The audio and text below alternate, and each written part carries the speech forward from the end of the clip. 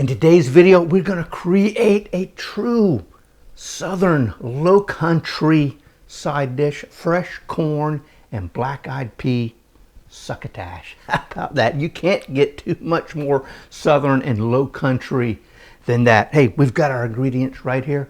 Welcome to Gourmet Fishing. I'm your host, David Murray. So, hey, why don't we go ahead and get started on our succotash right now.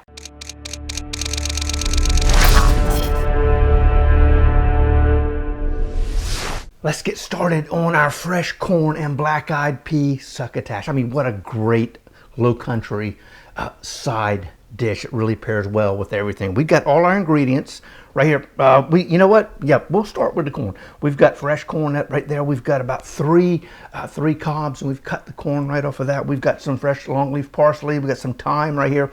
We've got butter. We've got 4 tablespoons of butter, but we've divided it up because we're going to use it in 2 different steps.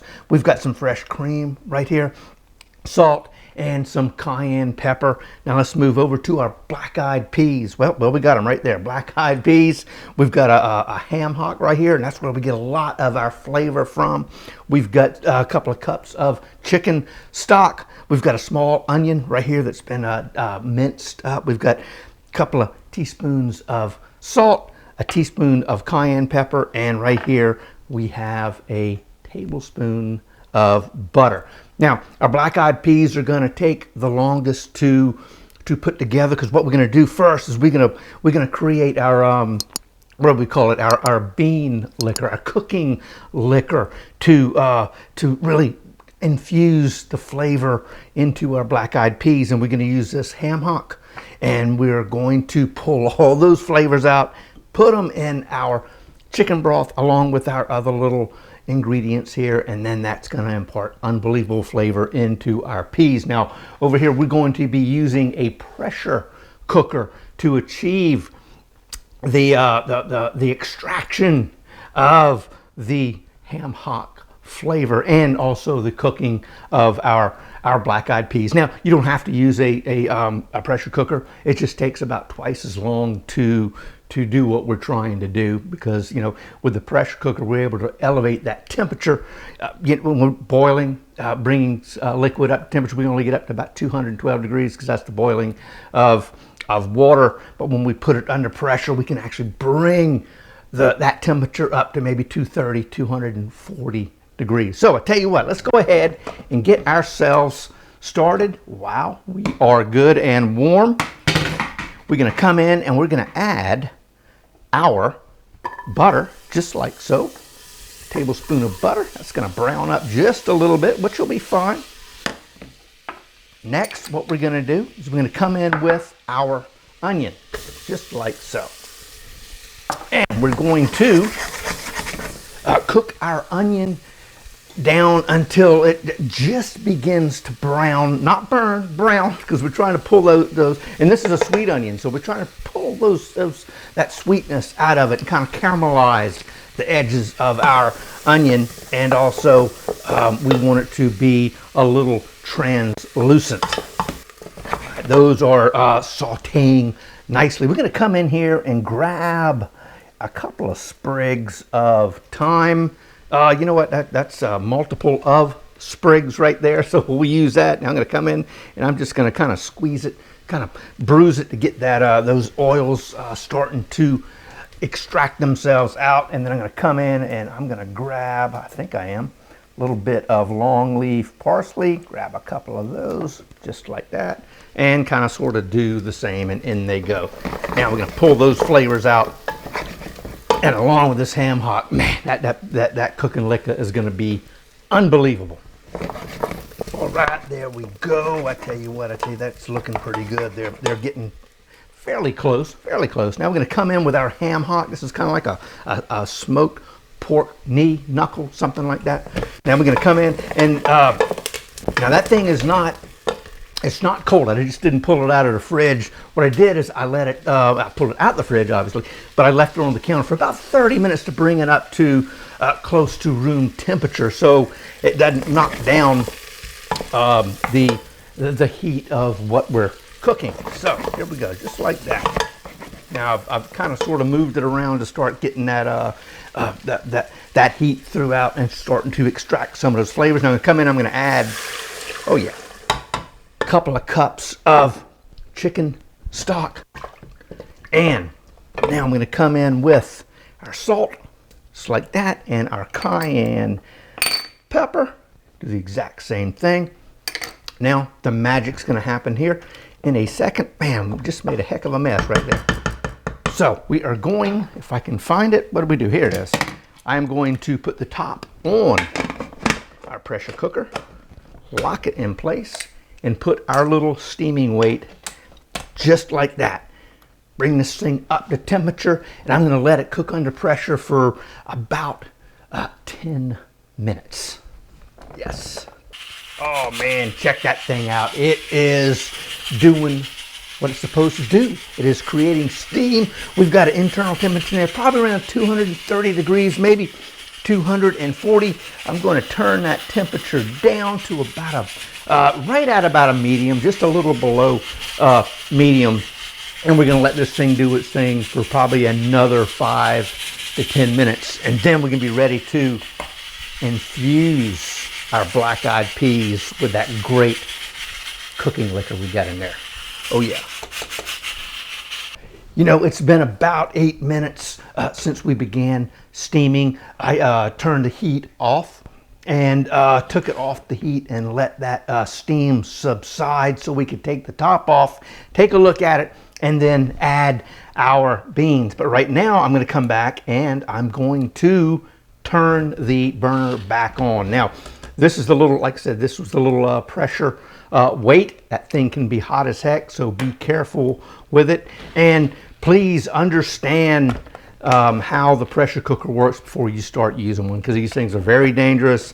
And like I said, very, very hot is what the steam is. It's not normal steam.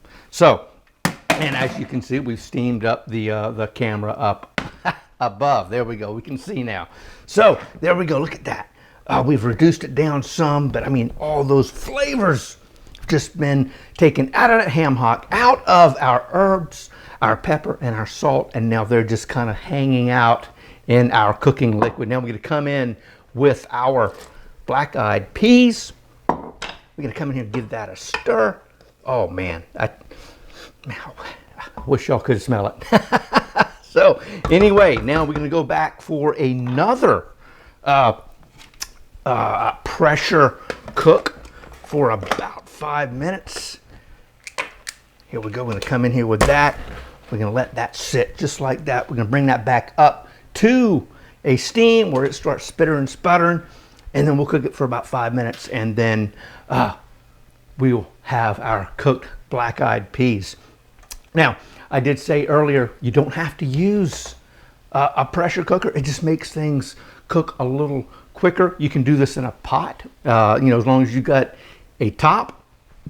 And then, you know, you do the same steps, except instead of, you know, 5-10 minutes, it's going to be 10 to 20 minutes to boil that down to extract all those flavors out. And then you'll put your black-eyed peas back in your pot, and it'll take about 10 minutes to cook those down. So this just makes things a little quicker and a little easier. Now, I'm going to turn this down just a tad. So while we've got our, okay, that's good and heated up. While our black-eyed peas are cooking, we can go ahead and get started on our corn. So move you out the way, get you out the way, and now we will begin our corn. We've got our corn right here. I tell you what, I'm going to go ahead, I'm going to take 2 tablespoons of our butter, get that in there just like so. Oh yeah. Now, corn, just plain corn on the cob. Took the husk off, took the little the corn hair off, and then what I did is I came in and let's see, move. There we are. Pop the end off. I'll tell you what we're going to do real quick. We're going to go ahead and add our corn to this, and I'll show you how I got to that point here in a second. There we go. Okay, yep, that was just a little on the warm side. So we got a little brown butter sauteing action going. No problem. Now, pop the end of the corn off and just come down here with your knife, just like so. Careful not to get too far in that corn cob. And we're just going to cut this straight down, just like that. Yes. Then flip it over again. You just got to be careful with that. You know, you don't want to cut yourself. Just like so. Just like that. And, you know, while we're doing this, I hear our steam going. So I'm going to turn that down, put that on about a medium low, and we're going to take a look in about 5 minutes. Hopefully by the time this is finished doing its thing, we'll be ready to pair that up. Now, we're going to come in with our corn, just like so. Voila. Okay. Get that out of the way, just like so. And clean up our surface. And here we go, just like that. Now we're going to saute that down on about a medium high, just like so. Oh yeah. Ah, that smells great. Get out of the way. Oh, that created a little burn fire. Oh, there's a little piece of our husk. Get rid of that. Now I'm going to come in here with our salt and our cayenne pepper. Sprinkle that in, just like so. Oh yeah. Get that moving around. Just like so.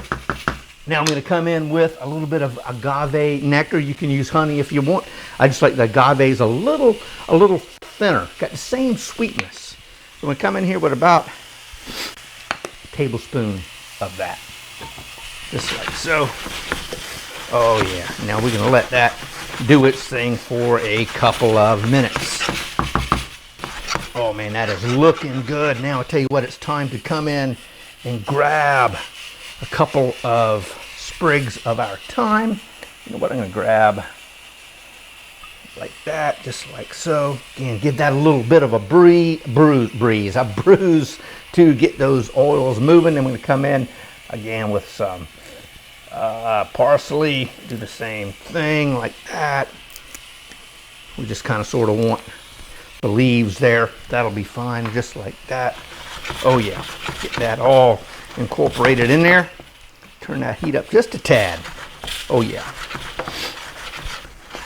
All right, now it is time. We are basically done with our corn. I'm going to add 2 to 3 tablespoons of heavy cream, and we're just going to stir this in there just like so, and we're going to let that cream reduce down. That's going to take another 2-3 minutes.